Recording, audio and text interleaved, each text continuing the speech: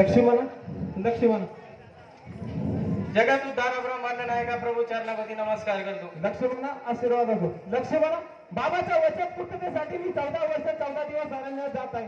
तेव्हा माझ्या पश्चात बाबा आणि तिन्ही मातोश्री गुरु वशिष्ठ अयोध्येतील प्रजा त्यांच्या सेवेत कोणतीही खंडना पुढे जाऊ नको.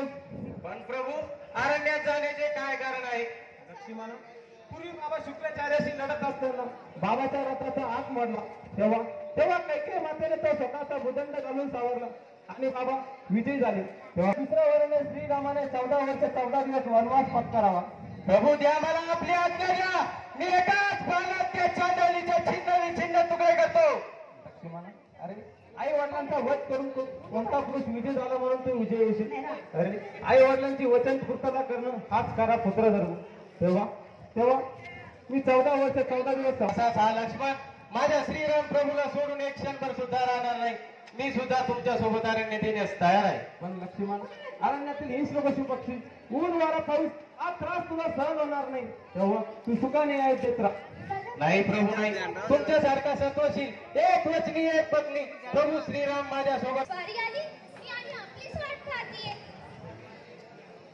हे काय स्वामी, बर्जरी वस्त्राऐवजी हे वल्कले? ही वल्कलच आता माझी वस्त्र अलंकार झाली आहे सीते.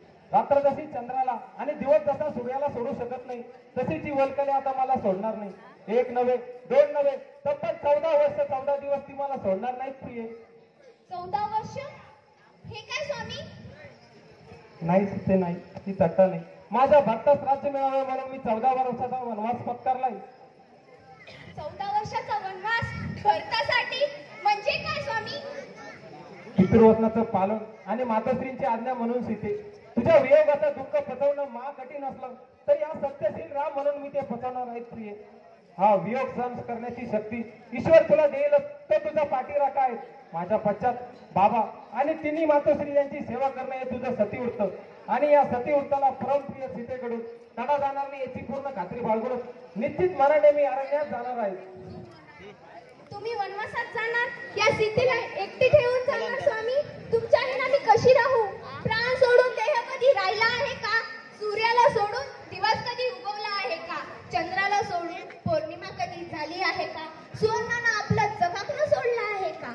आकाशाला सोडून पक्ष्यांनी कधी झेप घेतली आहे का? आगीने वाऱ्याची संगत कधी सोडली आहे का स्वामी? गडगडणाऱ्या मेघांनी चपळेला थांब असे म्हणले आहे का स्वामी? मग हे सगळे जर एकमेकांविना राहत नसतील तर मी तुमच्या विना कशी राहू स्वामी? पत्नी ही पतीची सावली असते स्वामी, आणि देहाला सावली राहील तरी कशी? देवदेविकांच्या साक्षीने पवित्र अग्नीसमोर मी तुमच्याशी शपथ केली आहे स्वामी, आणि मी अग्नीला हे शपथ दिली आहे की मी तुमची नेहमी सावली बनून राहील, आणि तुम्ही मला या राजप्रसादात एकटीला सोडून जाणार? पण सीते अरे ती सूर्याची किरण या तुझ्या सुकुमार कांतीला काळवंटून टाकतील. भोरे बाबळ्याची काट्यांनी तुझी चरण कंबळ रक्तबंबाळ होतील. हा त्रास तुला सहन होणार नाही प्रिय, हा त्रास तुला सहन होणार नाही. मी तो सहन करेल स्वामी. तुमच्यासारखा सत्यवचनी, धर्मशील, सत्वशील आणि महापराक्रमी प्रती असताना मी जंगलातील संकटे आणि वाघांची तमा कशी बाळगू? नाही स्वामी नाही, मी तुम्हाला निक्षून सांगतेय स्वामी, तुम्ही जर मला या राजप्रसादामध्ये एकटीला सोडून गेला तर तुमच्या चरणाची शपथ स्वामी, तुमच्या चरणाची शपथ, मी तेच शेवटचा श्वास घेईन. उठ सीते उठ. पत्नीची जागा ही पतीच्या चरणात नसते तर ती तिच्या हृदयात